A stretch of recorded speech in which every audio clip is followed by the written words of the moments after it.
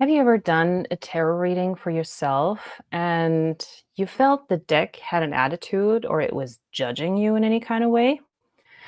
Or did you do a reading and you could basically feel the deck's eyes on you? And if the deck was talking to you, it would be like, really? That's your question? That's what you pulled us out of the bag for? Hmm. Well, today I'm going to show you a deck that does exactly that. It talks back. And how do I know that? Because I created it. It's the Tought Love Tarot. No fluff, just facts by LadyKnight of Avalon. That's me. So hi and welcome to today's episode of Tarot by the Hour. I'm not sure if this is going to fit within the hour because I want to show you all of the cards in the deck and talk a little bit about this. So we might go over. So grab a tea or your favorite beverage of choice, get some snacks, and we'll do that. Okay, so let's get situated. Yeah, like I said, the Tought Love Tarot, this came about in an unexpected way. Like, this was not my intention to create as a deck. Originally, what I did is I was looking for video ideas of what to do. 2 years ago, in May, 2 years ago, so almost exactly, I made a video called If the Tarot Court Cards Were Honest, Bitch Please edition, and that video is linked in the description box. What I did with that video was I gave the court cards a voice. I let them talk as people and be completely brutally honest with what they would say. For example, my favorite one of the cards was the Knight of Wands, the fuckboy, so to speak. And he says, "Oh, sure, we can go on an adventure. I'll show you a good time, but don't expect me to call. I don't do relationships." And I see that Carla is here. Hi, thanks for being here. And from that video, I was kind of like, I was looking at old videos and looking at, okay, what can I do? Like, can I use anything as a jumping off point for creating new videos? And I kept coming back to that video. And I was like, maybe I can do that with other cards too. Maybe the majors, and trying to give them a voice, even though not every major card has a person on it, but they have an attitude to them. And I like it when decks have an attitude. So out of like starting to come up with ideas of what the majors would say, it started to turn into the idea of, letting the deck roast me by being brutally honest and calling me out. And all of that coincided with my mental health journey. Thanks for being here. And going through some stuff, trying to heal from it. And I have this tendency of avoiding some stuff, but thankfully I have people in my life that don't allow me to avoid everything, that keep asking questions, especially a friend of mine. He's also doing therapy, and he did the same thing with me that his therapist did with him, asking me those kinds of questions. And when I tried to wiggle my way out of that, he was like, no, you didn't answer the question. Why do you think that way? Why do you feel that way? Really probing and forcing me to be absolutely honest with myself. And out of all of that came the idea of doing all of this for the entire deck of the cards. And inspirations came from watching something like Schitt's Creek, for example. So David was a very big voice in my head that I had, as well as Moira, but more like the later seasons, not the early seasons. I've watched video clips of Maggie Smith's character on Downton Abbey. I've never seen Downton Abbey, not yet, but I saw the clips on YouTube, and I love how she's roasting people and other things as well. So that kind of energy kind of played into it. And so for me, I really wanted to give the cards a voice, something where you cannot run away from the truth. And that's what I have, like on the back of the title card. I have the description, and it says, "If you're looking for sweet affirmations, this ain't it.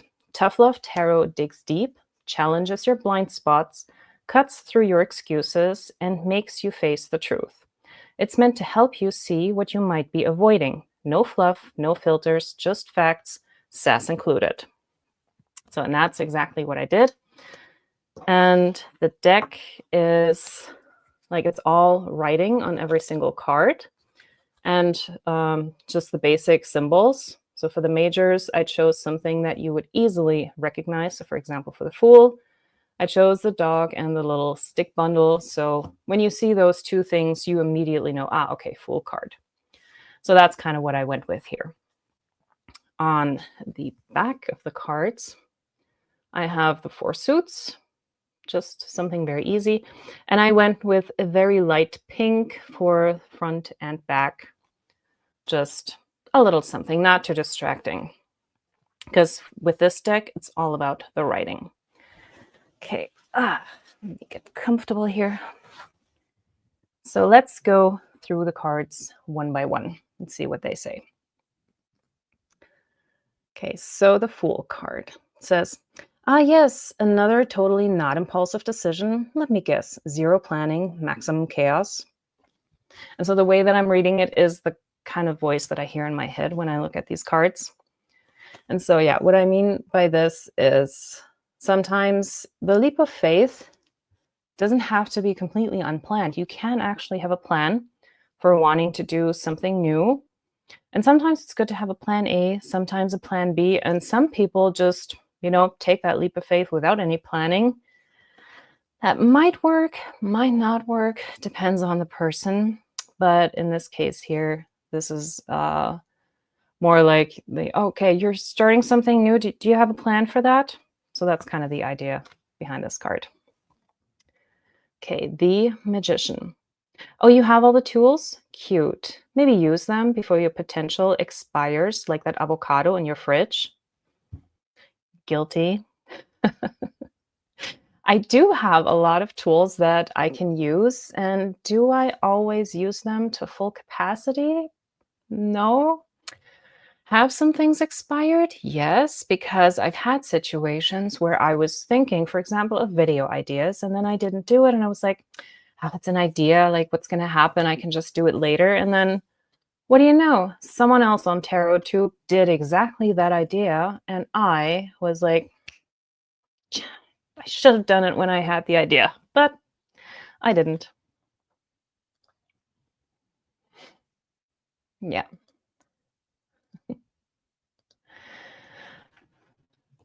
Okay, next is the High Priestess.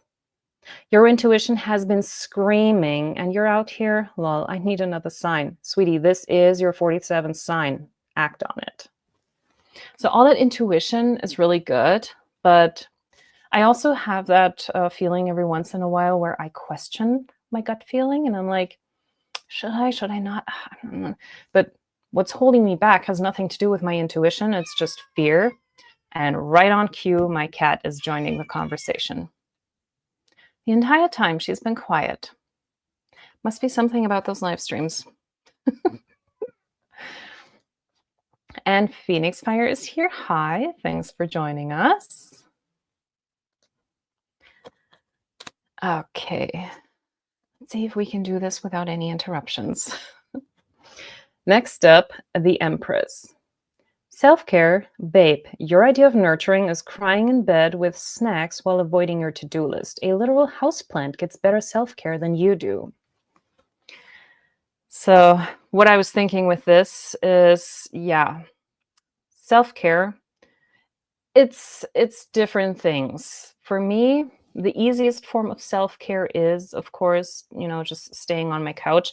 But there's other things that we can do for self-care, and that would probably be better, even if it's just a walk outside in fresh air, which I should probably do a lot more often. And yeah, even working on the to-do list is self-care because you're not avoiding it, you're doing it. And afterwards, you will feel better.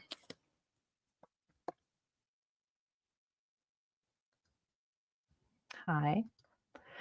Okay, next, the Emperor. In control, Of what exactly? Your life looks like a Jenga tower in an earthquake held together with duct tape and denial. And with this card, I've always asked myself, the Emperor, he's sitting there on his throne, and yes, he has the battle armor underneath his cloak and everything, but it kind of looks like he's been sitting there for a while, and how ready for battle would he really be? Or did he just get comfortable on that seat? And it's like, well, as long as nothing happens, everything's fine. I'm still in control. But when things really do go bad, would the Emperor still be in control after sitting on that throne for a while? I wonder.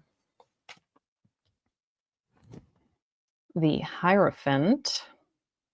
Blindly following advice from randos on the internet again. Bold strategy. Let's see how that plays out. Stop Googling your opinions.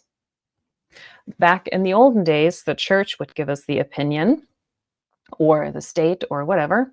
And nowadays, yeah, it's Dr. Google, where we find out the symptoms and the disease and everything before even going to the doctor. And then we give our doctor the diagnosis without listening to the actual medical professional who went to medical school for that. So yeah, the internet has its ups and downs, and sometimes we should leave analysis to the professionals and not just, go with whatever the internet says. The Lovers. Another crisis over feelings. Shocking. Maybe flip a coin next time and save yourself the drama.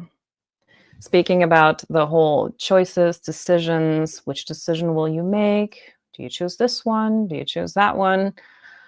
What will be better for you? And sometimes being in that position of indecisiveness. And yeah, sometimes you might flip a coin. Sometimes you do the pros and cons list, whatever it is. But at the end of the day, decisions need to be made. Okay, next up we have the Chariot.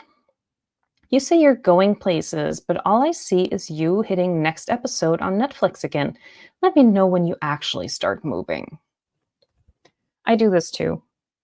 I do that too. There's like binge watching, and the availability of it it's very tempting. I just finished was it 5 seasons of The Marvelous Mrs. Maisel within a matter of 2 weeks or so? Less.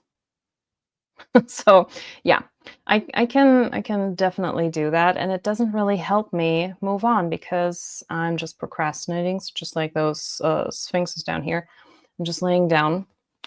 That doesn't help me, so I need to get up and do stuff. Next, we have the Strength card.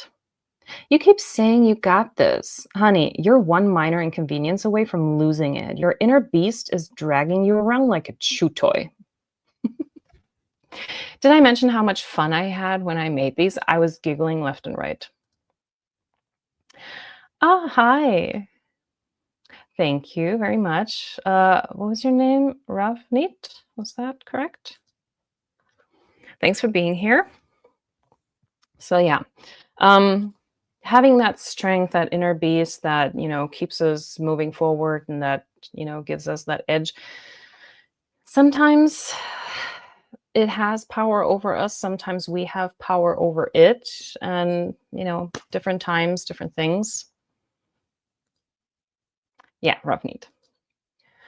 I remembered. I'm not usually good with names. I'm good with faces, but not so good with names. So I'm trying.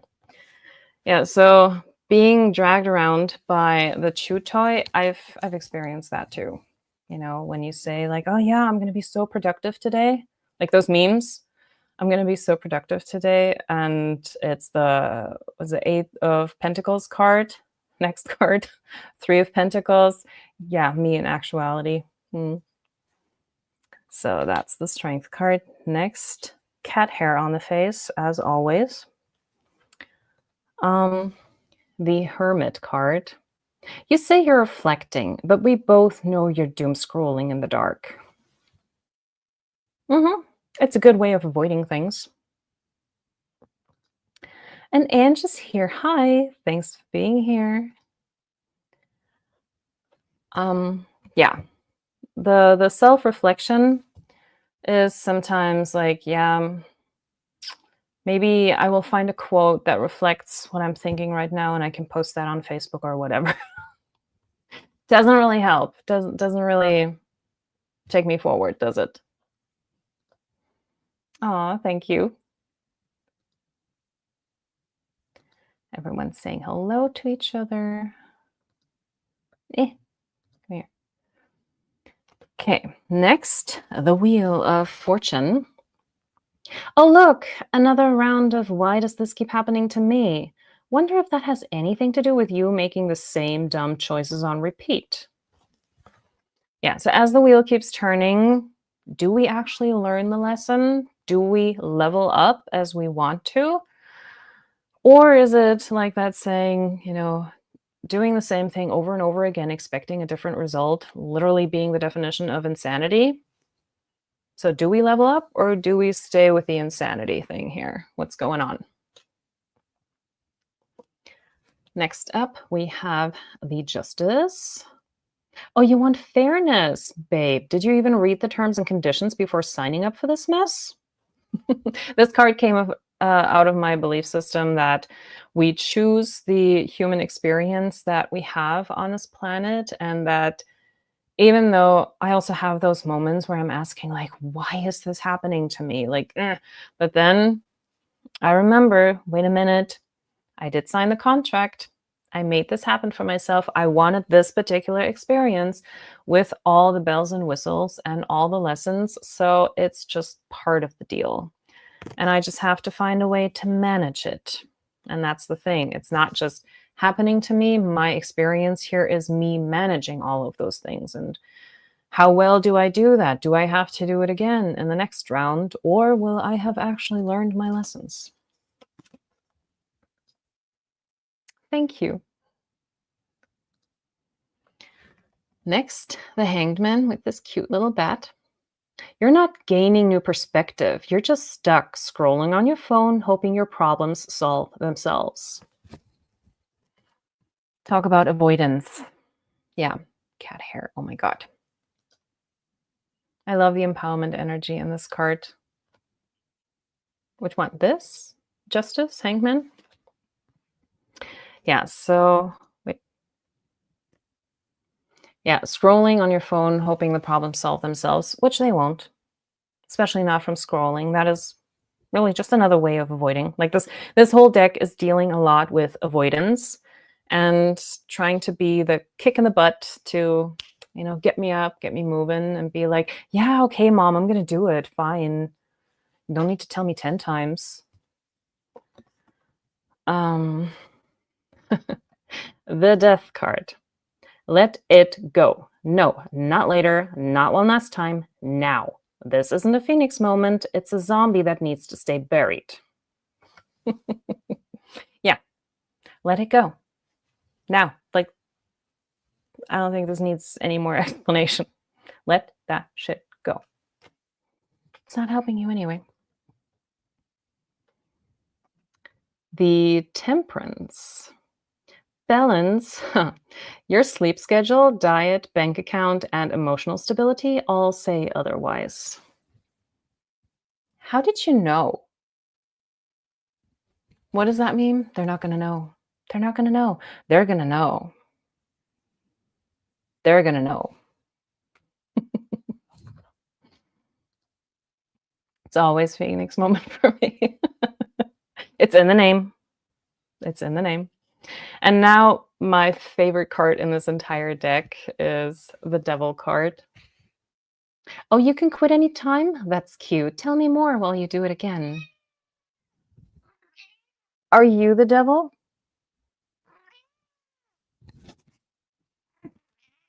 Yeah, was. Right on cue. And she's a black cat, so that kind of fits. Yeah. So this card talking about all the things that the devil also talks about, the addiction, the doing things in a way that is not helpful for us, and trying to, or staying stuck in a situation that we can get ourselves out of, playing victim choosing victim mentality because it's easier to just, blame others instead of really focusing on ourselves and what can I do to move out of this situation. Even though we know in some of the devil card depictions that the chains are very loose and you can just take them off yourselves. It's just a matter of choice. So what do we choose?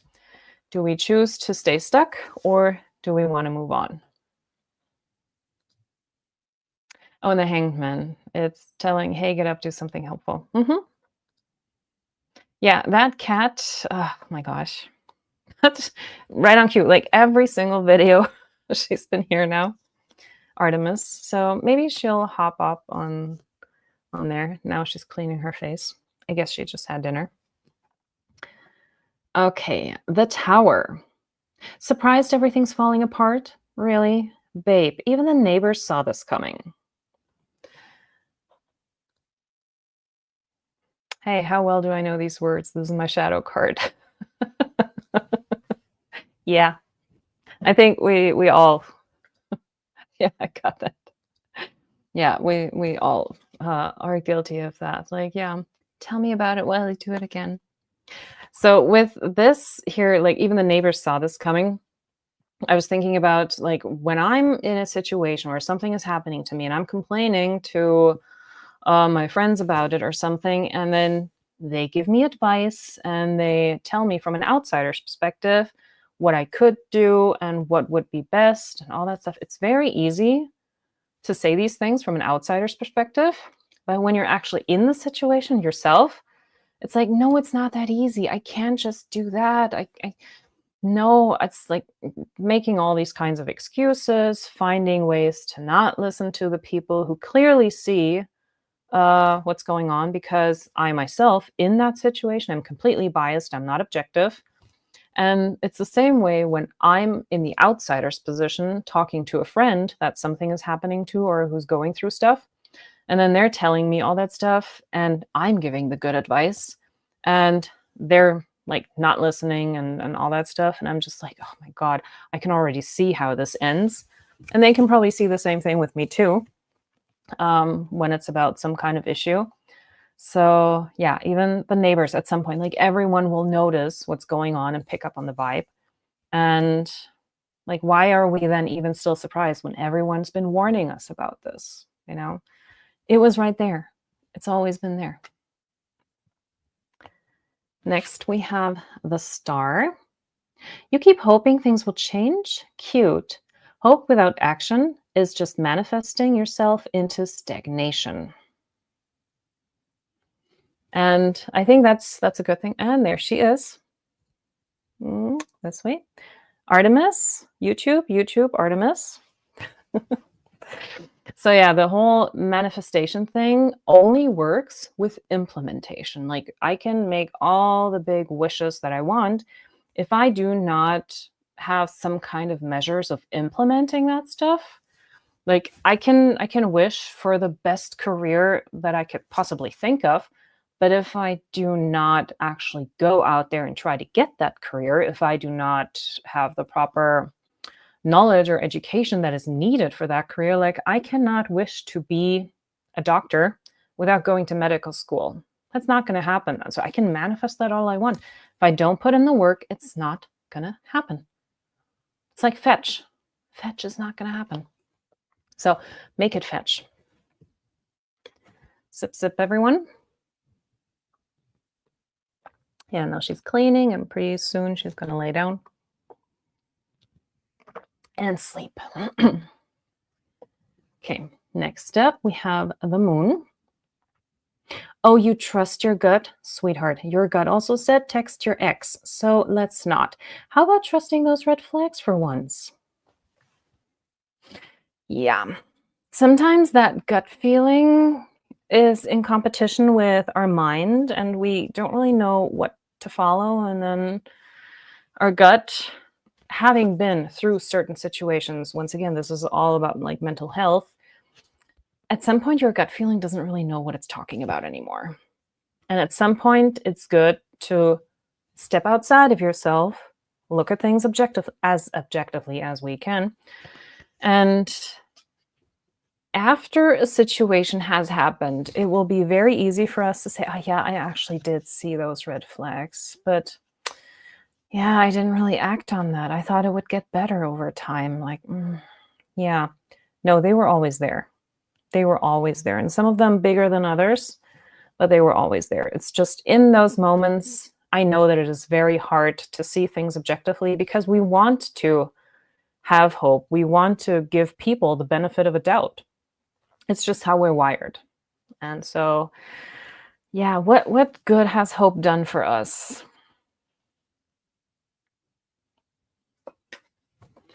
The sun. Oh, wow, look at you, acting like everything's fine while your life's on fire. But remember, denial's a river in Egypt. I'm also one of those people when the sun card comes up in a reading and it's like the outcome card, I'm like, whatever other card is there in front of it, it's good. The sun is there, everything will be fine. But once again, implementation. If I do the Celtic cross and the sun is in the last position, number 10, then I still have to go through 1, 2, 3, 4, 5, 6, 7, 8, 9 in order to get to number 10. And if I don't do that, then there's no way I will ever reach 10, the outcome, the sun.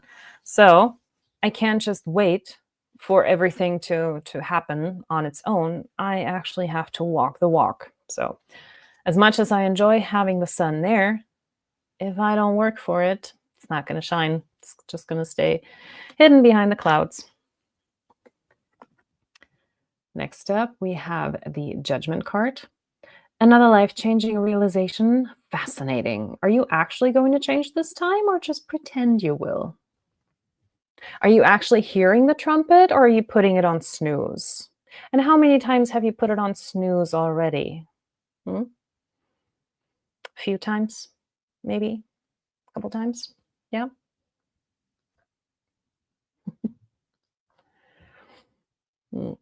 These cards are very grounded. Thank you. What a lovely day. 90. Hi, thanks for being here. Maybe at the end of all this, I can pull a card for each one, but you're going to have to stick around to the end because I haven't gone through the deck yet. Yeah, so like when you hear the call, when you hear the trumpet or whatever is calling you life, putting it on snooze, maybe once might be okay if you're not ready yet, but at some point, you're just going to have to do it. What's the worst that could happen, right? And the last one of the majors, the World. You finally finished something. Quick, take a picture. This literally never happens. I'm like that myself. Like recently, I've been working on so many different things and I start working on a project and I'm really excited about it and I pull all my energy and I can get lost for an entire day in simply doing a project. And then I look at the clock and I was like, oh, I missed lunch. Maybe I should get started on dinner now. And then the next day I will keep working on it. And eventually there will be a new idea, something else that inspires me. And I'm like, oh, I'm going to do this really quick. So sidestep, next project. And then I get so involved in that. And maybe there's another idea. And then that needs to be somehow started or else I forget it. But then coming back to the first project, yeah, but I really want to do this other thing now. But if I don't do this now, then this will never get finished. Even with this, like I started working on this and I was all fire and flames for this for a while. And then other ideas came in, other things I wanted to do. So yeah, I worked on other things and eventually came back to this and I was like, yeah, I need to finish the last suit and all that stuff. It's like, yeah, but maybe tomorrow. So going back and forth, but that doesn't really help me. I mean, I did get it finished eventually, but it could have been finished a lot faster. That's what I'm saying. Okay, now we've done the majors. The next one will be the Suit of Swords. Let's start with the Ace. Oh, you finally had a good idea? Quick, write it down before your brain goes back to buffering. And that is not supposed to be like a mean comment or anything. This comes from my personal experience of brain fog. And this is something that I'm sure many people have experienced, especially when they go through like traumatic events in their lives.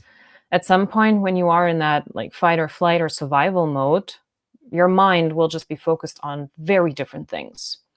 And so when you then have an idea, or in my case, I really needed to start writing my ideas down.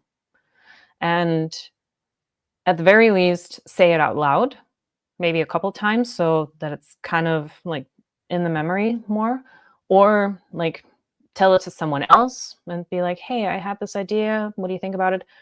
Kind of thing. But just keeping it to myself, just thinking about it, will surely, the whole thing will be lost. So this is a reminder of like, yeah, having a good idea is good, but when your mind is so occupied with other things, that buffering mode can be a real bitch. So yeah, write it down before you lose the idea, because you might regret it if you don't write it down. Like, oh, what was I thinking about? Damn, that was a good idea and I can't remember it anymore. So write it down. Okay, the Two of Swords. Still thinking about it? Babe, at this rate, the situation will have expired before you pick a damn side. Yeah, indecision, not making a decision. It's, what was that thing? I forget the name, but it's like this philosophical experiment with a donkey. Buhrmann's donkey or whatever that's called, where they place a donkey equally far away from food or water on either side, and the donkey can't really decide which way to go and will eventually starve. And that is kind of what I mean by this. Like, not making a decision is actually worse than making the wrong decision. So if you make the wrong decision, you can still correct it, but staying stuck in undecided land is not going to help you at all, and you're just going to starve there in the middle. Next, we have the Three of Swords. Hurt, again. Maybe next time try falling for someone who isn't waving red flags like they're landing a damn airplane. Yeah, indecision kills everything. Yeah, I said before, those red flags, they're there. And it's not like we don't notice them. It's more like other things take over in our mind. For example, fear of abandonment. A lot of us have that. And so sometimes we think, maybe it's not going to be as bad. Maybe that person just had a really bad day and maybe it's going to get better or whatever.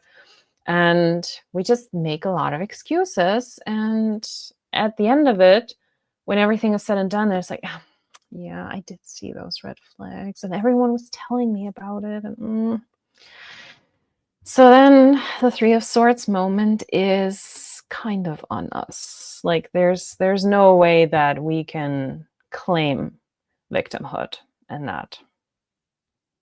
Being honest with ourselves. The Four of Swords. You call this resting, but really it looks a lot like procrastinating while your problems are still having a pool party. While procrastination is also a symptom of,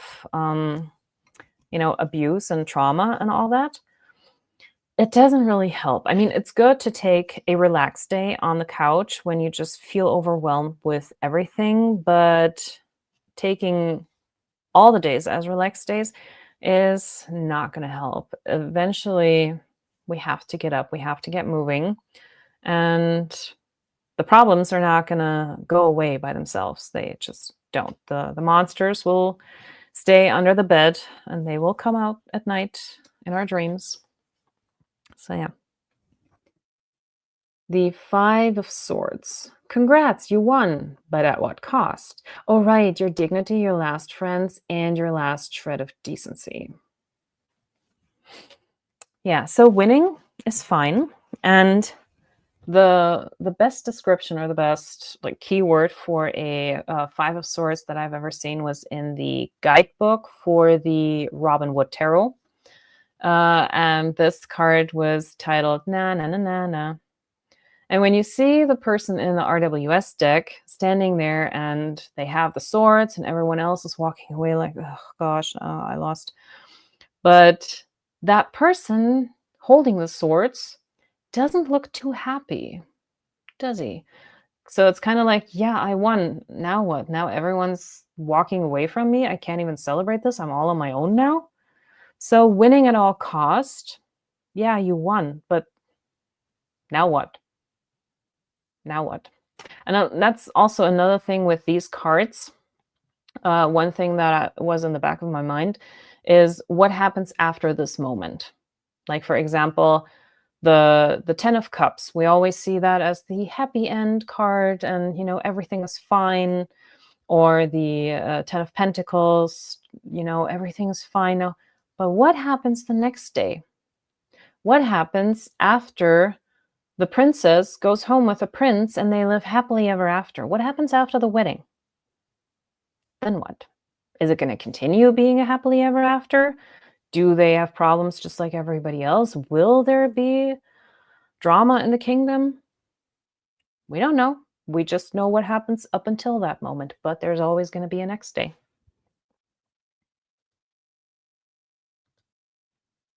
Integrity is everything. Yeah. So is winning at all cost worth losing everyone else in the process?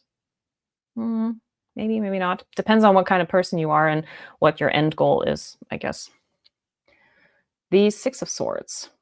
Wow, you're moving on. We'll see how long that lasts before you turn the boat around like an emotional Titanic. I was watching a lot of Titanic stuff recently. And yeah, so sometimes we think we're moving on, but then, like that wheel, we keep making the same mistake over and over again, wondering why things never get better. So moving on is nice, but where do we actually move to? Do we really get to the other side? Do we stay there? Or did we actually go in a circle without even knowing it? Who knows? Seven of Swords.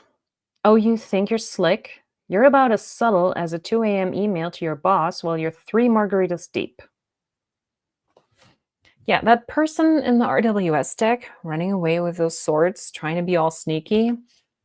I wonder if they ever drop something, because those swords, they will make noise when you have them all together in a bundle.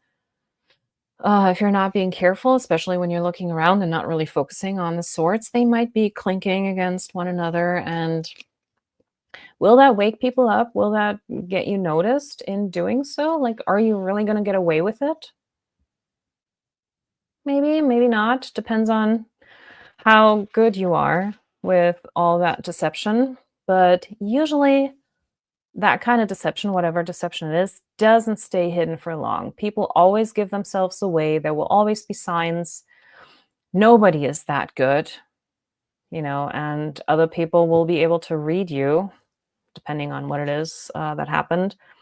So, yeah, subtlety is not really in the game when we do things like that. The Eight of Swords. Trapped? Babe, those ropes are looser than your self-discipline. Walk away already. Yeah, like that entrapment is what we put on ourselves so we can just walk away, and like playing victim and being like, oh, I can't get out of the situation. No. No, playing the victim isn't cute. At some point, we have to be responsible for ourselves. We have to put the big girl pants on, and we have to be accountable for our own life. This is about accountability for yourself.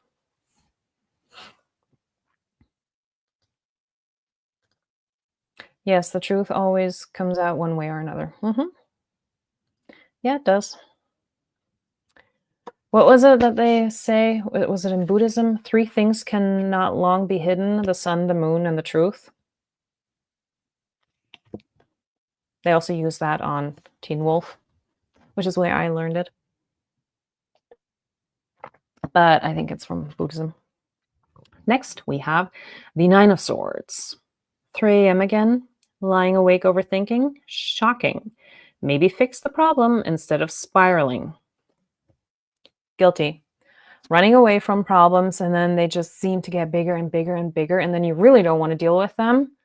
So best to deal with stuff while it's still small, she says, preaching to the choir. And, like kind of try to avoid the whole spiraling thing. My favorite depiction of the Nine of Swords is in the Lo Scarabeo Tarot, where the guy is sitting there on the floor and he has like a trap door on one side and there's a key on the other side. And the trap door is locked. So there's a lock. On the other side is the key. And on the wall are those 9 bloody swords. And he's just sitting there like, oh my God, how do I get out? Well, the key is right next to him. All he has to do is grab the key, unlock the thing, and get the hell out of there. But he doesn't because he's so concerned with worries and, being in his own head and trying to keep his cool and whatever, that he doesn't see the obvious thing, which is just take the key and deal with it. Okay, now we have the 10 of Swords.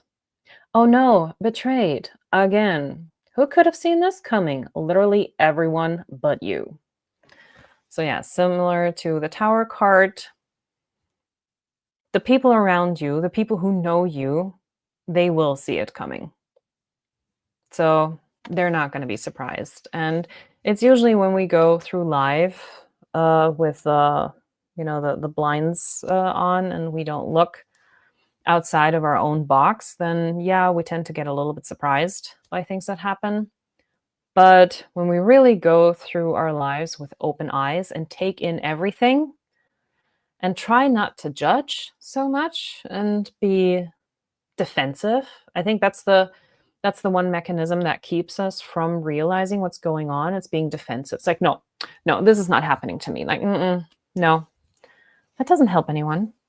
Instead, I learned for myself to ask, okay, so if this is really true, what would that mean for me?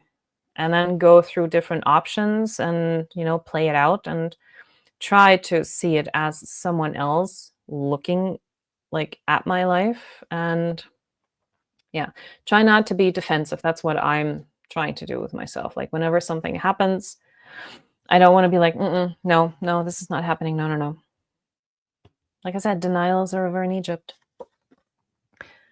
Moving on to the courts, we have the Page of Swords. Oh, look at you, thinking you're clever, like you just cracked the Da Vinci Code. Honey, you're just Googling everything and calling it research. Originality called, it's looking for you. Especially in the world of AI. We may as well call this card ChatGPT. The Knight of Swords. Charging in like you're the hero of the movie, but we all know you've got the attention span of a goldfish on a sugar high. Can you even finish one thing without getting distracted by a shiny object? Me? No, can't. Sorry, not happening. I know. This is, it's never going to happen. I will be distracted by the shiny object. I will be distracted by other thoughts. Yep. That's just how it is. Sarcasm. Yep. I speak sarcasm. Did I say that part of this is also my Germanness? The very dry way of roasting ourselves. I mean, we kind of had to learn to do that because people alive today did not have anything to do at this point, I think the majority of people who had anything to do or who lived through that time that was happening in the 30s and 40s are not really among us anymore.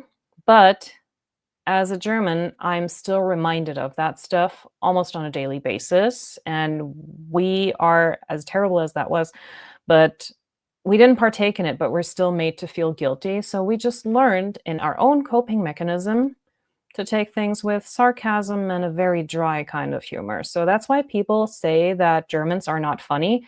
We've just invented a different kind of humor because since we're always the bad guys all over the world anyway, whatever kind of thing.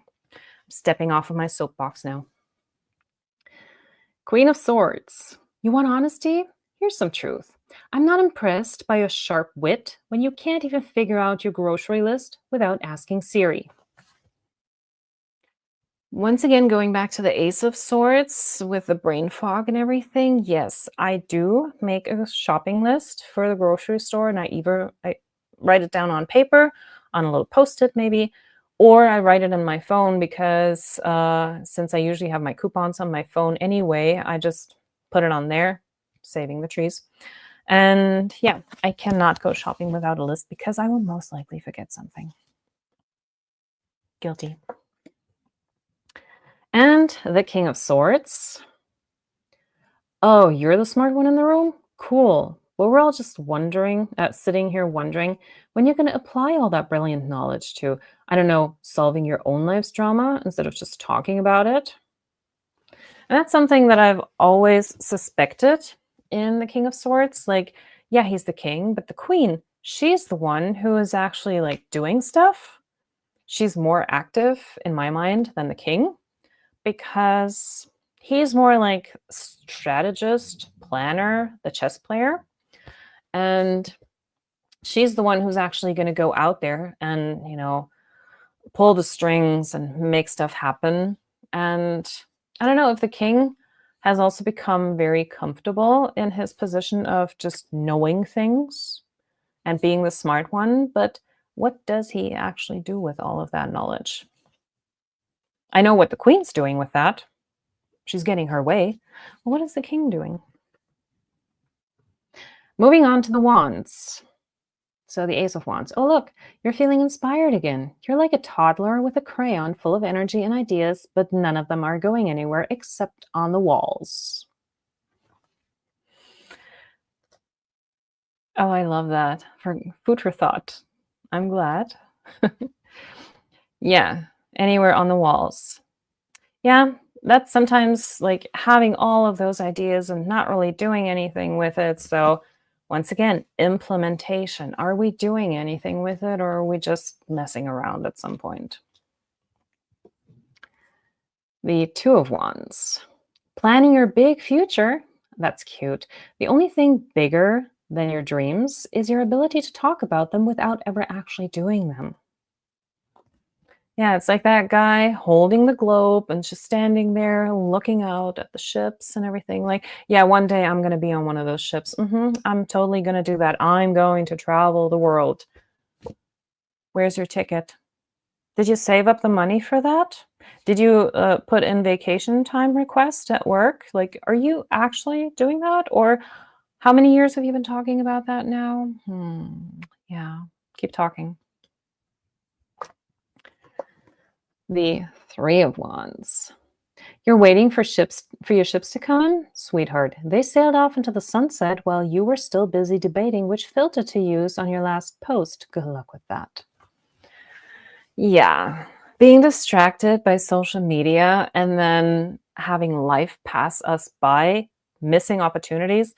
Like with this one, I was reminded of something that I saw again when I think there was a meme or something, concerts back then and concerts now.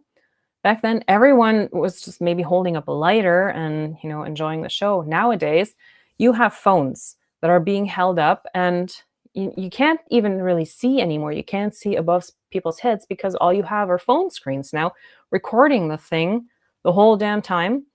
And so you can't actually enjoy the thing anymore. And I wonder how many of those videos are you actually going to watch later on, like for real. So why don't we just put down the phones and actually enjoy what's happening out there in the moment, be present, instead of, oh my God, I need to take this picture now. I need to, photograph my food and make it good for Instagram. Meanwhile, the food is getting cold. Just enjoy the damn food. Okay.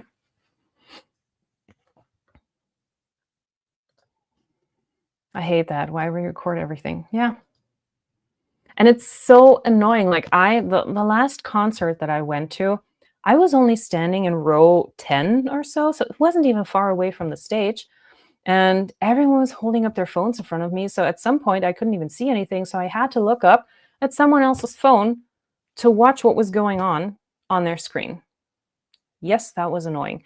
Thankfully, I don't go to the really expensive concerts, but otherwise I would have been really pissed.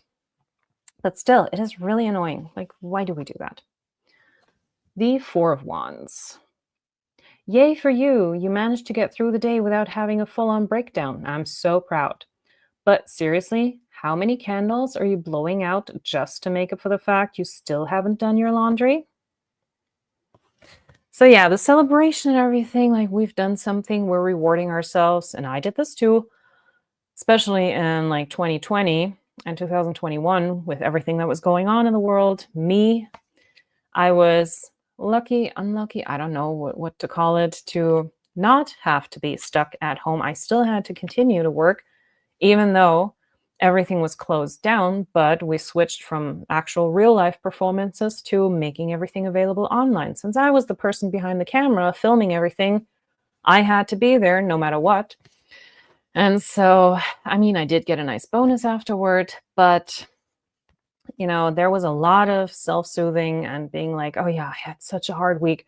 I need to reward myself now. So I was buying a few decks here and there, but I yeah, that was not really the point of everything, just reward myself with more stuff after doing stuff. So I should have spent that time a little bit better to plan for other things, because knowing what I know now, especially about YouTube, about marketing and all that kind of stuff, I could have done way better things with my time than to just, shop for stuff.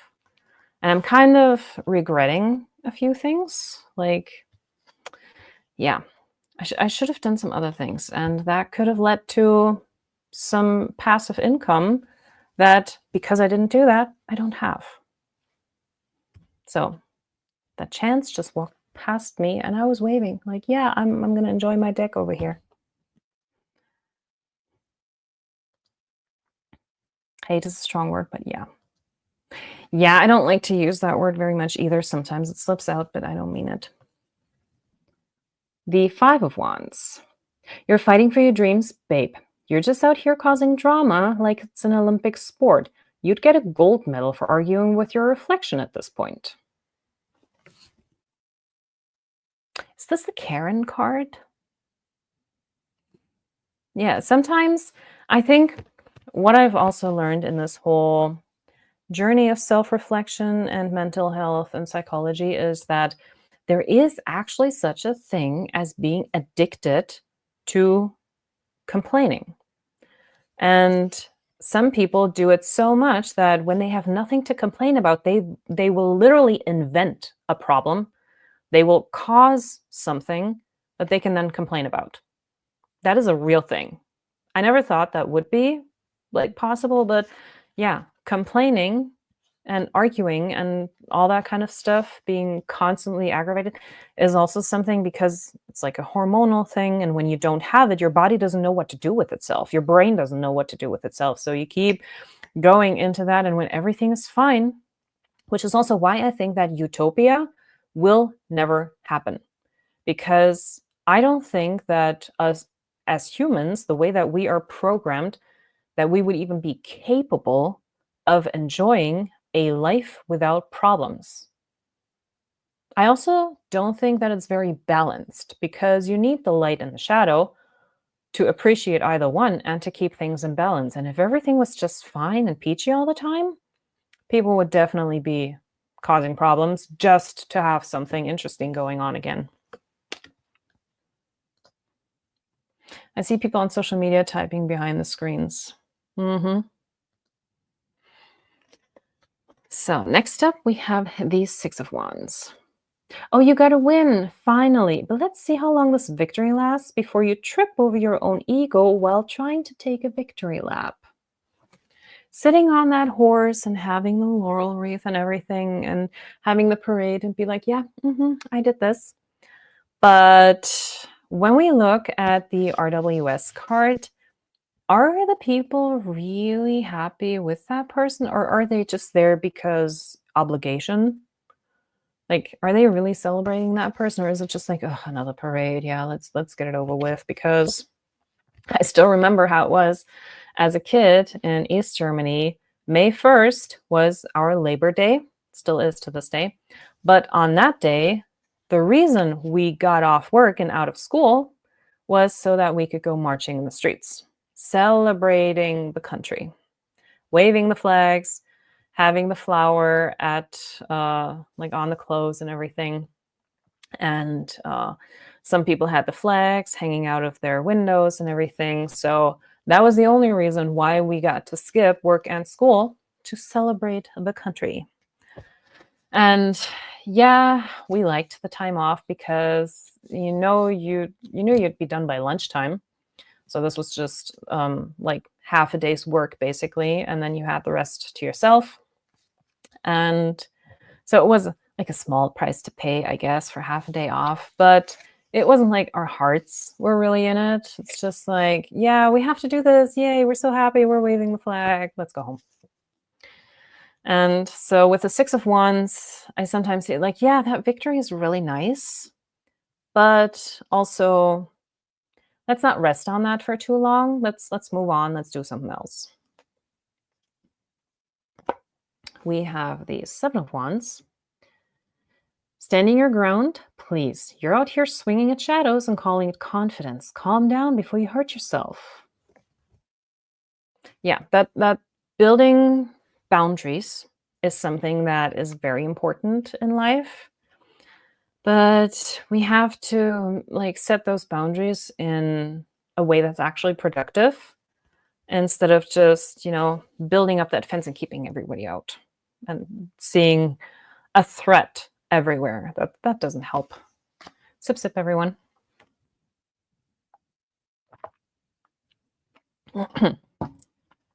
Next is the Eight of Wands. Fast action, huh? Yeah, right. You're moving so fast that you're practically getting whiplash from chaos you're creating. Slow down before you end up in a full-blown disaster you can't find your way out of. Yeah, with that really fast energy that the Eight of Wands is coming at us with. Yeah, sometimes things are moving a bit too fast and we tend to just go with it instead of really thinking it through. It's like, yeah, I don't want to miss this opportunity. And then it's like, maybe I should have thought about this a little bit more. So what are the consequences of actually going with that Eight of Wands energy when things are moving so fast? Like everything will have consequences, but are they going to be good consequences? Next, we have the Nine of Wands. You're tired? Sweetie, you're not resilient. You're just too stubborn to stop, even when your entire body is like, please, I'm begging you. Listen to your body. Your body will always tell you what you need. You just have to listen to it. Okay, and the Ten of Wands. All these burdens, guess what? You're the one who stuck them up. What's your plan now? Oh, that's right. You keep dragging yourself around like a pack mule, pretending it's noble. Nah, it's just exhausting. Playing the hero and at the cost of, being liked or something, when has that ever helped? People will just see you as the pack mule, like, oh, they're just going to do it anyway. They're going to pick up the slack. And how is that helping? Going back to the boundary setting. Now the court cards, the Page of Wands. Starting something new? How cute. You've got all the enthusiasm of a puppy who just discovered a stick, but you can't even remember which direction you were running in 5 minutes ago. Good luck with that. The squirrel mind. Yeah, the Page of Wands, that really nice young energy, like a puppy, really happy about the stick, but then we remember those funny videos of the dogs trying to get that huge stick into the house, and then they come up to the door and they can't go through, like they're stuck. That's kind of the image that I had in my head when I wrote this. The Knight of Wands, running around like you've got something to prove, but babe, it's all style and no substance. Keep running in circles.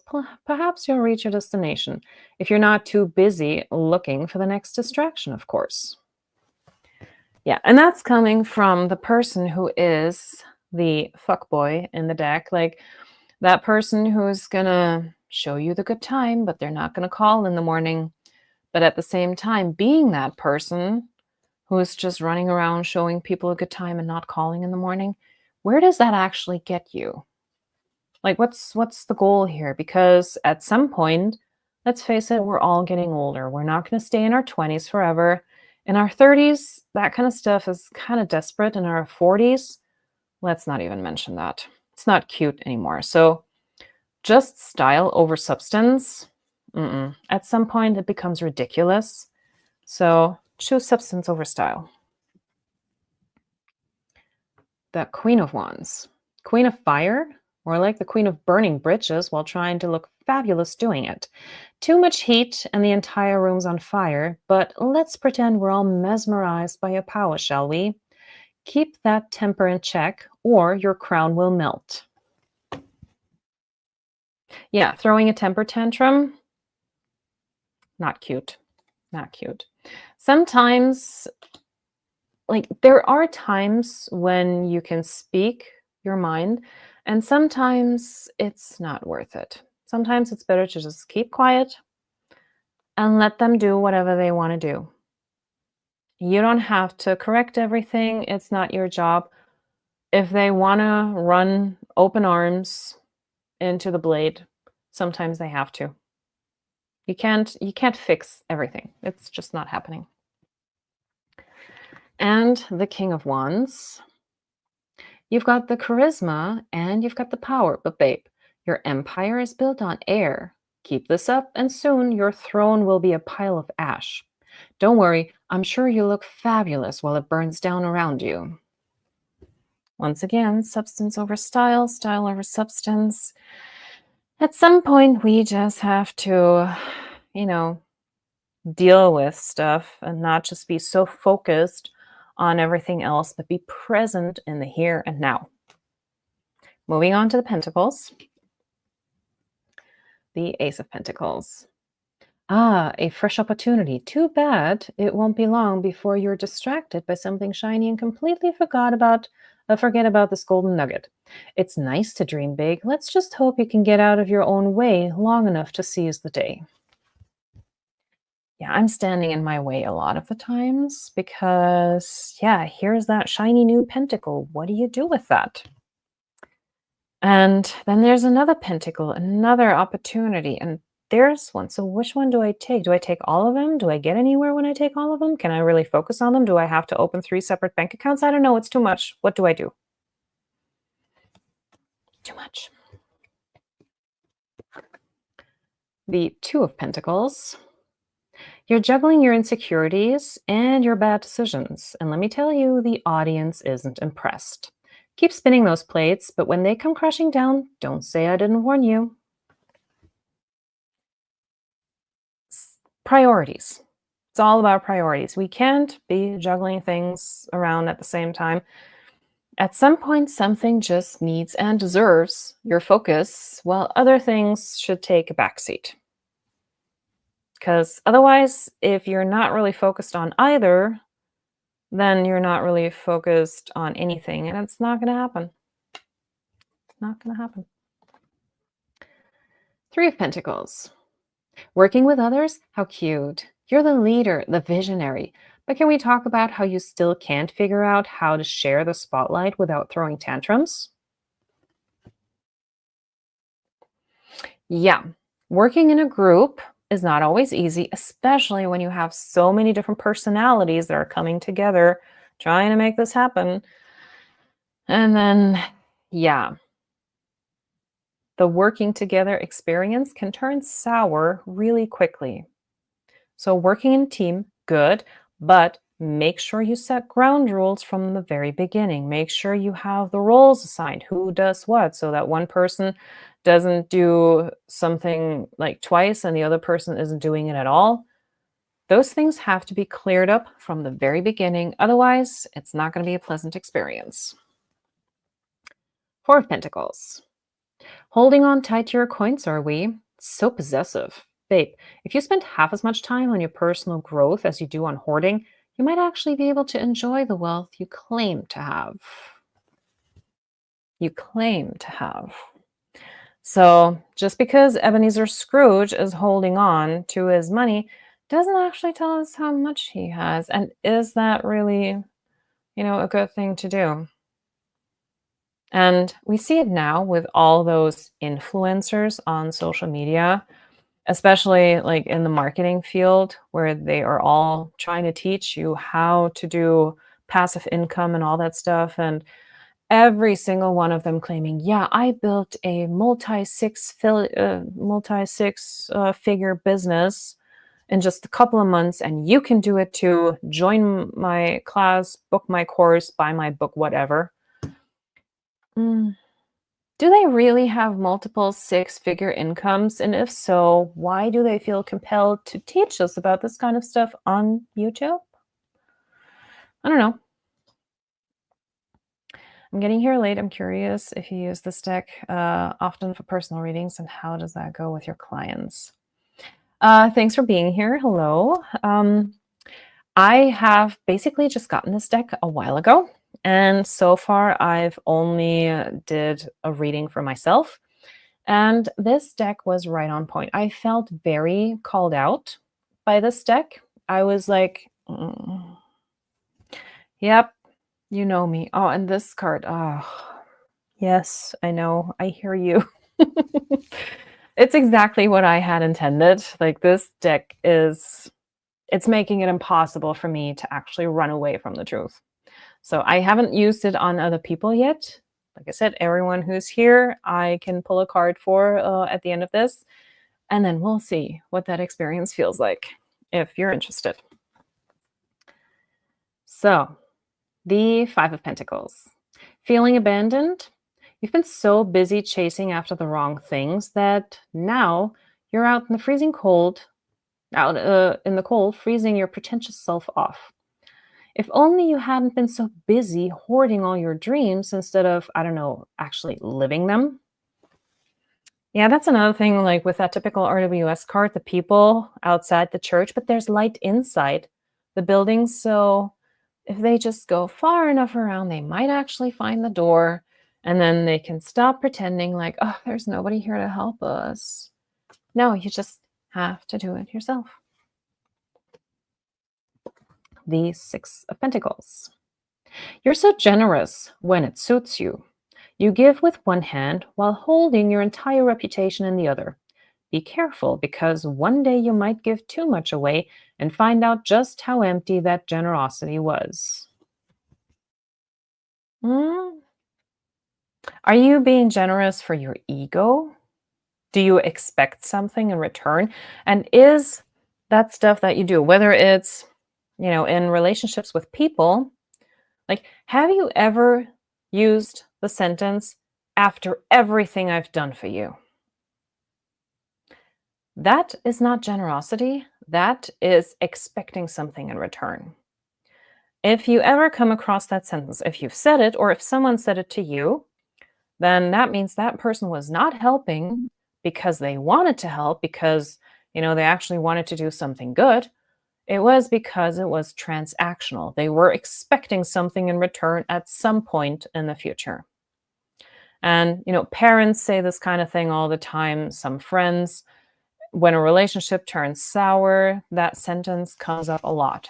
After everything I've done for you, I did this for you, and this is how you thank me. Yeah, that's like the Six of Pentacles moment. Like, are you really giving things away, your help, your knowledge, wisdom, whatever, because you want to? Or are you expecting something in return?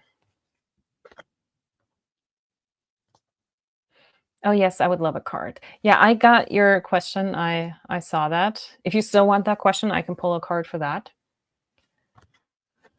The Seven of Pentacles. Waiting for your harvest. If only you spent as much time working as you do daydreaming about how abundant your future is, you'd already be sipping champagne at your vineyard. Keep waiting, love. Keep waiting.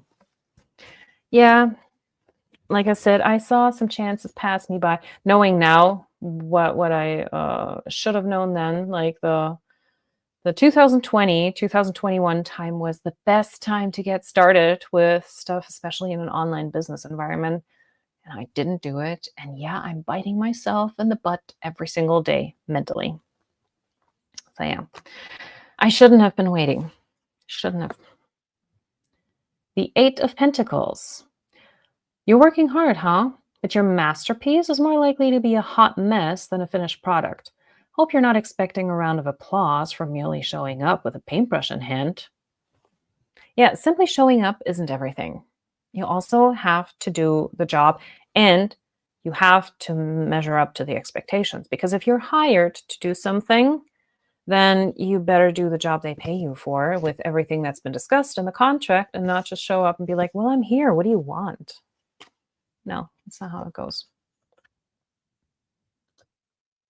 Whatever the card speaks to. Okay.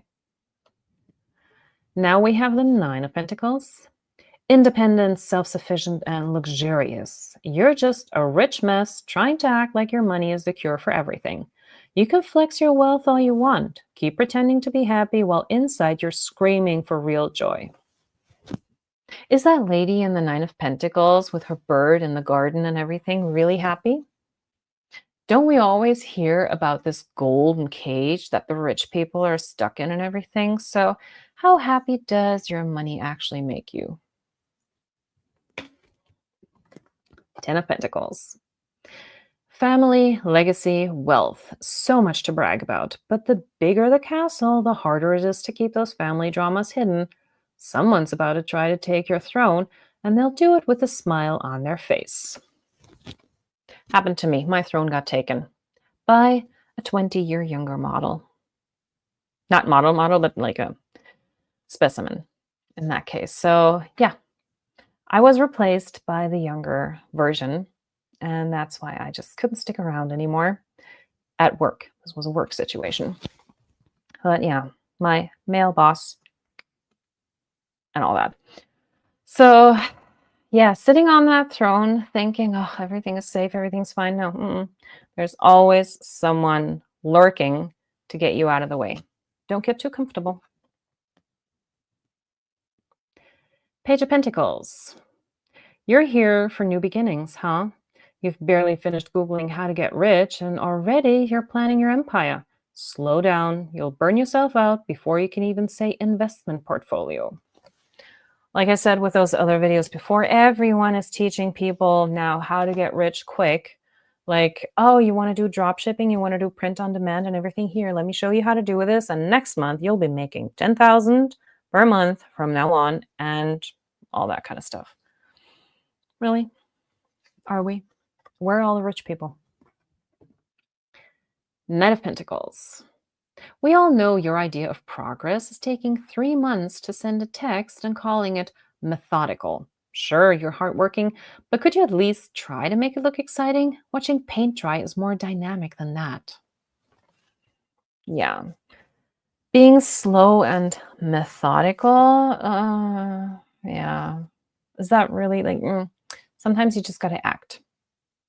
Just sitting there and looking over the fields and like, oh, things are growing nicely. Like eventually I'm going to harvest, no, go and check the crops. Some of it might be ripe before harvest time. Just check. Queen of Pentacles. You've got everything under control, don't you? Your dominion is flawless, but we all know the real queen here is your credit card limit, and let's be real, it's as high as your self-imposed standards. Exhausting, isn't it? I don't think I need to say anything about that. And the King of Pentacles. There's a fine line between being practical and stubbornly refusing to change your ways because you think you've earned it. Remember, there's always someone younger, faster, and more eager to take your place. Always. And the last suit, the Cups. The Ace of Cups. New emotional beginning? Cute. But don't get too comfortable sipping from that cup. Don't expect an epic transformation. This is just you jumping into the deep end with no life raft. Good luck with that. What was I thinking with this card? Oh yeah, like sometimes, especially in emotional matters, we just go all in.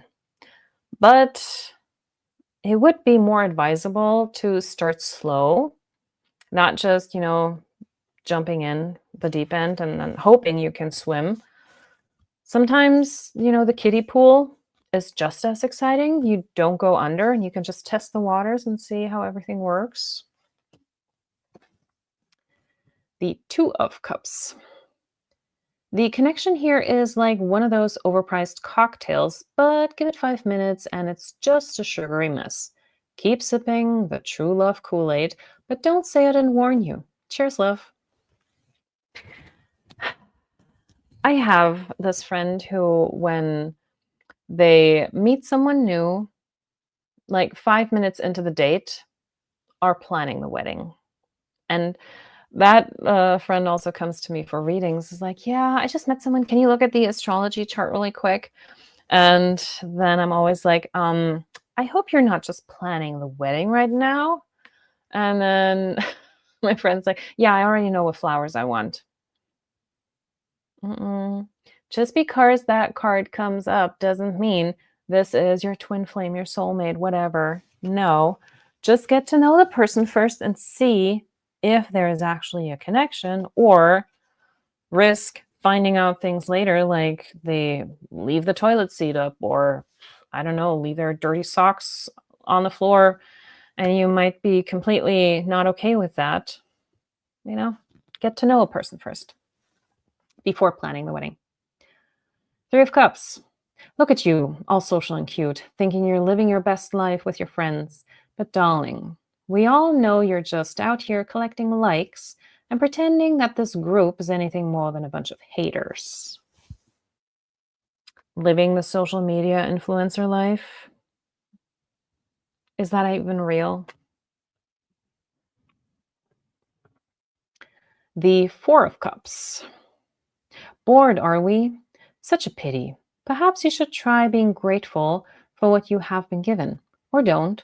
It'll only make you more insufferable in the long run. Don't come crying when you're still stuck in the same dead-end place. I think that says it all. Five of Cups. How long are you planning on crying over spilt milk before you realize you're wasting all your best drama on something that doesn't even matter? You're so focused on what you've lost that you're forgetting what's still on the table. Yep. The drama is just more exciting, isn't it? Once again, the victimhood kind of thing. Stuck in the past, are we? Let's be real. The good old days were just you pretending things were better than they actually were. Nostalgia's cute until it stops you from doing anything productive. Snap out of it. And that is sometimes something that we do when we even, we have certain memories and we make them better than they actually were. Because for some reason, that just kind of helps us in a way. And I've done that too. And later on, you find out that, from someone else who shares the same memory, they have experienced it very differently, and that doesn't match your memory at all. And it's like, was it even real? So yeah, we have a tendency to exaggerate things from the past to make them better than they actually were. And it has a soothing effect. And then it's like, yeah, back then everything was better, and now everything's just like, ugh, I wish I could go back to that time. But even that time had its struggles. Could some of the cards be interpreted as the ego expressing itself as small and shrinking instead of big and overcompensating? Oh, there's definitely so much ego in this card. There's a lot of ego here. Absolutely. Absolutely. The Seven of Cups. Look at all these options, thinking you can pick any cup and make it the one. You're not going to find anything real until you stop trying to have it all and pick something worth your time. Yeah, shopping around is nice, but actually, if you want something, you're going to have to purchase it. You're going to have to make a decision. Having it all is just no, how many weddings do you want to dance on? The Eight of Cups.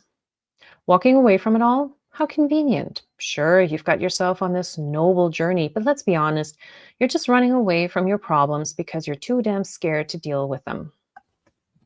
The grass isn't greener on the other side, The grass is green where you water it. So, yeah. The Nine of Cups. You've got everything you want, don't you? Not so fast. You still haven't figured out how to share any of your spoils. A party for one isn't exactly a celebration. Happiness is about more than just you. Yeah, we see that in the RWS card. There's one person having all those cups lined up, looking happy and everything.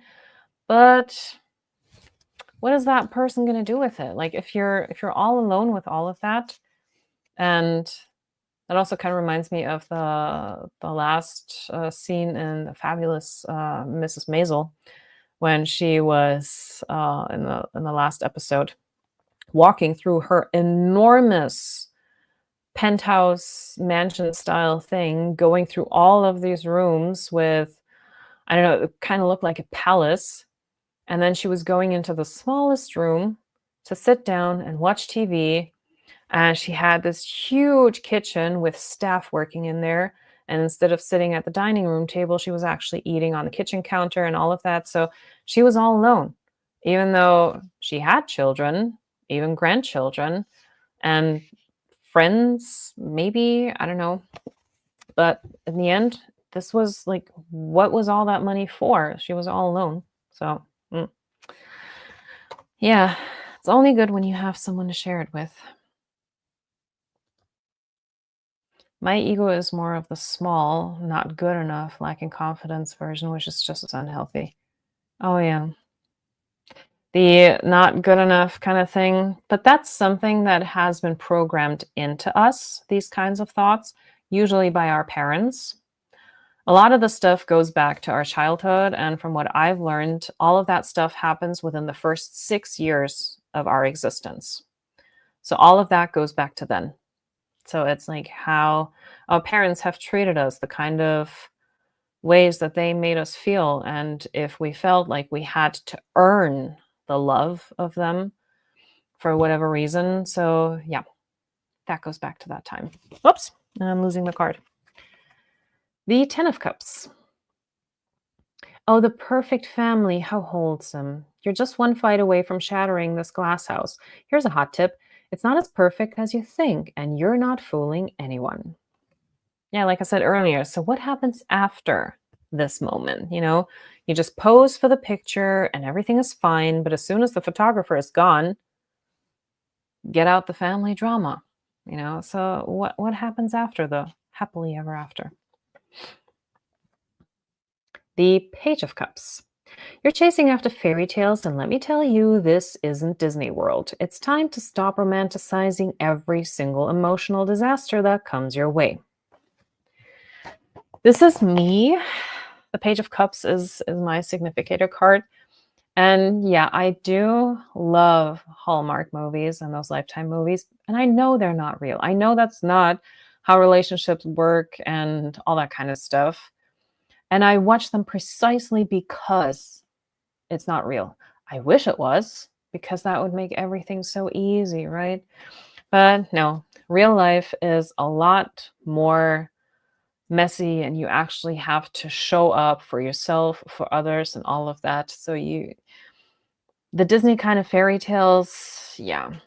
I'm glad that I grew up with the Grimm's version of the fairy tales and not the Disney version, because that was more, don't want to say realistic, but definitely more, you know, it was not all sunshine and rainbows. It was actually pretty gruesome. So the Snow White movie that just came out, until this time, no, I had never actually seen the Snow White Disney version from 1937. I looked it up, I found it on YouTube, and I was like, wait a minute, that has nothing to do with Grimm's Snow White. That is a very different story they're telling here. So I was very turned off by even the Disney version. And of course, I didn't like the real life version either, because it has nothing to do with the Grimm's version. So it's not the original Snow White. Because, yeah, the prince didn't show up until she was actually dead. The prince was not there from the beginning. Anyway, the Knight of Cups.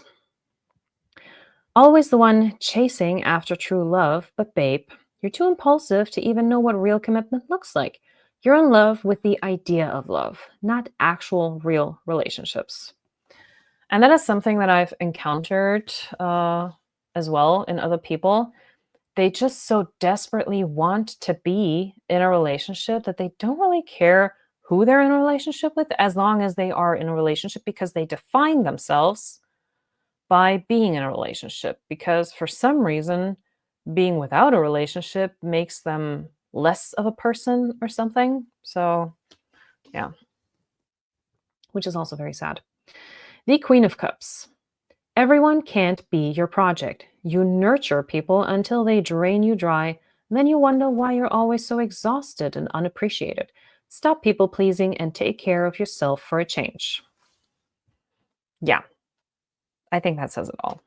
And the last card, the King of Cups. Mister, I've got it all under control. Cool, calm, and collected until you snap.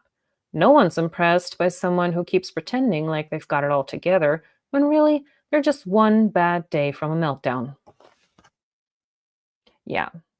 Even though the King of Cups might have already figured out how this emotional roller coaster thing works, but taking the emotional high road, at some point, it's going to be too much. And then what?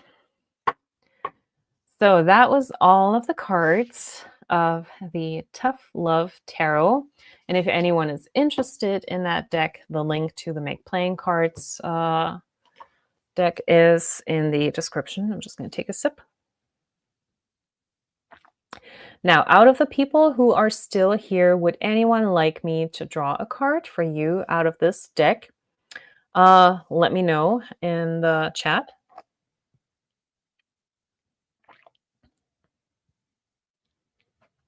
Since TJ was the first one to ask, like a couple days ago already, I'm gonna do TJ first, and then I saw someone else here. Who was it?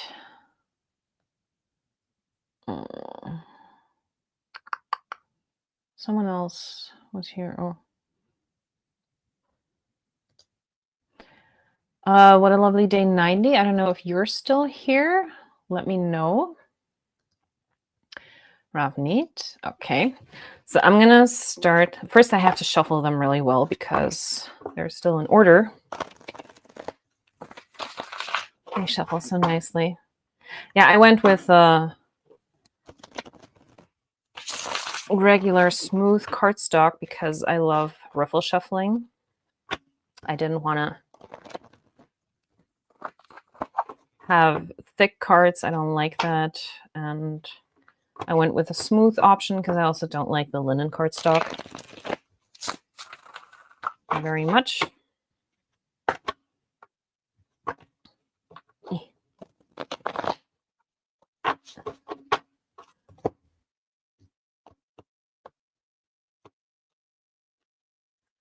Yeah, shuffling them for the first time, making sure that everything is nicely shuffled here.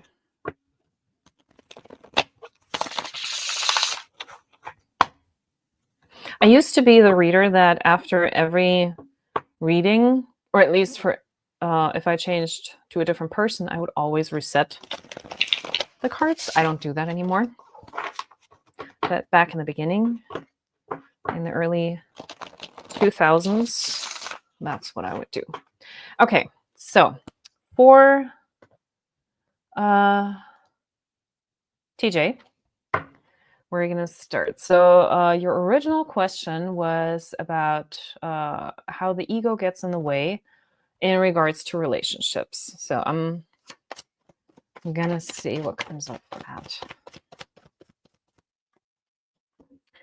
Okay, we have, let me take this off here, the Seven of Wands for you. Standing your ground, please. You're out here swinging at shadows and calling it confidence. Calm down before you hurt yourself. So, your ego in regards to relationships.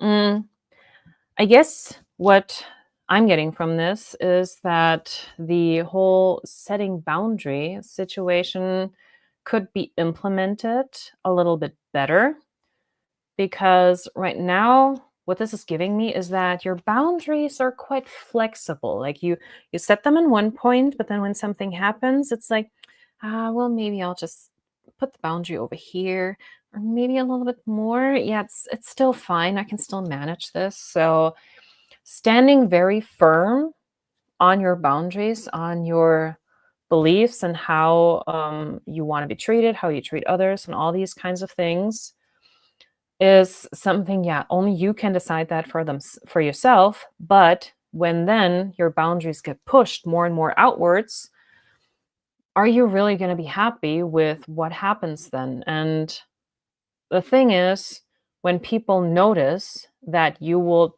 switch the boundaries for them, they will take advantage of that. They will not respect you for that. In fact, keeping the boundary where it is will get you more respect in the long run. And the people who don't respect that are the people who will never respect that.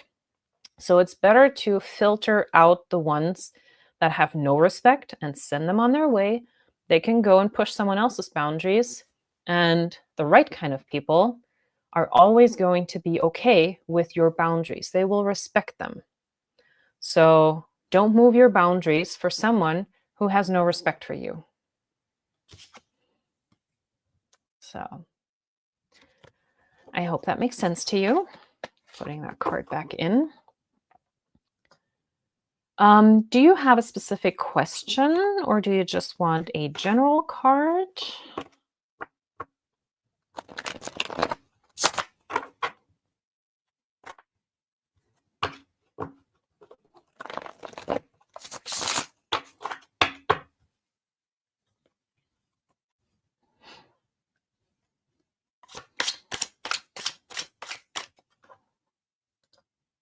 General guidance. Okay, for Ravneet. General guidance. Wait. I have the Page of Pentacles for you. You're here for new beginnings, huh? You've barely finished Googling how to get rich and already planning your empire. Slow down. You'll burn yourself out before you can even say investment portfolio. So what I'm getting is that you have ideas of what you want to do with your life, with your future. And there might be a few ideas that you're toying around with and you're not really sure what to do.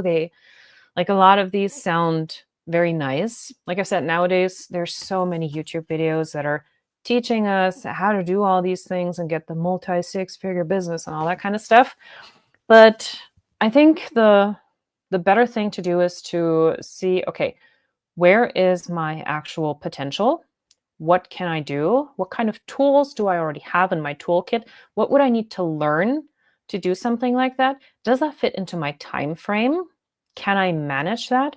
Or will that get me burned out? Will I lose interest? Can I imagine doing this for the next, I don't know, 5 years or so? Do I have any other responsibilities? Is it just me that I'm taking care of? Do I have a responsibility towards other people? So all of these questions come into play with these kinds of things. And so how to get rich thing is nowadays very, very intriguing. But if you look at it also, like these new like MLM and the master resell rights and all that kind of stuff, that is the new pyramid scheme that's going around on the internet. It's like, yeah, you buy all these templates from me and then you can just resell them and all that stuff. No, because if they've already sold them to other people, like who's going to buy that?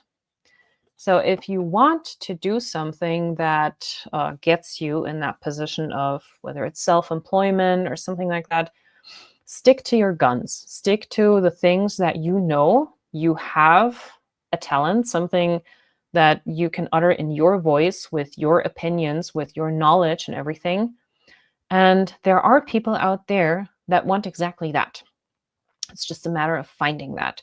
So the one thing that might actually help might be to get some kind of mentor. I I don't like using the word coach anymore because that's also overused. But finding someone that can maybe guide you in a way. There are good courses out there that you can take, or yeah, watch a bunch of videos on YouTube and find out if there's anything actually feasible. Words. And something that I also do, and that I can highly recommend, is working out a business strategy, for example, with ChatGPT. ChatGPT can do so many things, and there's also a bunch of videos on YouTube that teach you how to do that. And like learning how to do certain things and, come up with a plan. You can even tell ChatGPT, okay, act as the role of whatever, and, role play with me this scenario and all this kinds of stuff. And yeah, I personally don't agree with shortcuts. I have been researching what manifestation, money, energy really mean, but not really taking rash steps. And that's good. Like it's research all those things. And like I've also been in that position where I was like, oh, this sounds really good. And now I'm seeing all those videos like, yeah, that's just a scam. Don't do that. So what I am doing is I made ChatGPT my assistant. I use it for so many things, like business related, whatever. So I asked the question. I've also role played with ChatGPT, use it for like any kind of employment things. And you can also use it for, learning about manifestation and things like that. One thing that I also like about that kind of topic, for example, there's videos out there from Neville Goddard's teachings where they basically read out the books or anything like that, and they talk about that. There's some good videos out there, and they explain more about this like manifesting thing and how to do it. And they also tell you that it's not simply about thinking about it. You actually have to do something with that. And that, manifesting is not just you have your vision board and that's it. Like the money will somehow miraculously appear. No, you actually have to implement the steps to take that.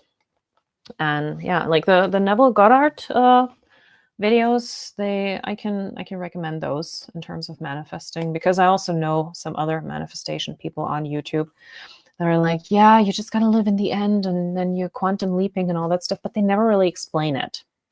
I find those older materials, they explain it a lot better. You're welcome. Yeah, nowadays everyone's just doing those videos, and I hate that myself when I'm watching those videos. Like for me, I'm watching a lot of marketing stuff, and they always say, yeah, in this video, I'm going to teach you how to do this. And they basically just talk in circles without ever actually teaching anything. And at the end of it is, oh yeah, if you want to know more, book my course. It's just a selling thing. It's just an advertising thing. And yeah, I mean, at least be upfront about it. It's like, yeah, I'm going to, dangle the carrot in front of you. But if you really want to bite into it, you got to pay. And I know we all need to make a living, and that there's nothing wrong with that. I just don't like this false kind of advertising when it's like, yeah, I'm going to teach you exactly how I did it. And then they never actually do. Today, I watched a video of a woman saying like, oh my God, I made 37,000 this month. And yeah, my coach, and I'm soon going to reveal who that coach is. I don't know how many videos I've heard that phrase so far. I'm still waiting on finding out who that coach is, so I can look that person up and see if that's worth investing in or not. But yeah, you're welcome. So I see that there's 5 people here, although no, one is me. So like 4 people. Anyone else who wants to try out the cards? Because how long has it been? It's almost 4 hours, 2 hours. So maybe I'll just pull a card for the collective, for the Easter energy. Oh, Easter, family, drama time. So let's pull a card for the collective and see what kind of energy we got going here.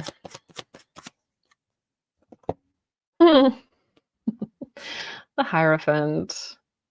Blindly following advice from randos on the internet again. Bold strategy. Let's see how that plays out. Stop Googling your opinions. Especially in family gatherings. It's like, oh yeah, I read this on the internet, so it must be true. Don't fall for it. Don't get into it in a discussion with someone who's like, yeah, I Googled that, so it must be true, without cross-referencing with other resources and just citing one source, and that's it, and not really, taking other things into consideration. Not good. Also, this deck has another card. So for anyone who's considering maybe purchasing it, since this with the title card are 97 cards, and when you do that on Make Playing Cards, you can either choose to print a deck with 78 or 80. 79 is not an option. So since I had an empty card and I just purchased mine as quickly as I could because I just wanted to have it, but I added another card to the one that is now for sale. And that last card has two spreads on it. So front and back, there's one spread each that I designed specifically for this deck. And yeah, that will be included. And also there is a link to my Ko-fi shop where people can book a reading from me if they're interested. So yeah. This was my deck, and I'm really happy that I finally have my first deck, even though this wasn't even planned as a deck, but originally video ideas. But I had a lot of fun doing this. I was laughing so much while writing these things down. And thank you for watching and, letting me introduce this to you. I hope everyone has a good Easter weekend. And yeah, so if anyone watching this back sees this, let me know in the comments what you think about the deck, what your favorite card was. Do you feel called out? Do you feel the eyes of the deck on you?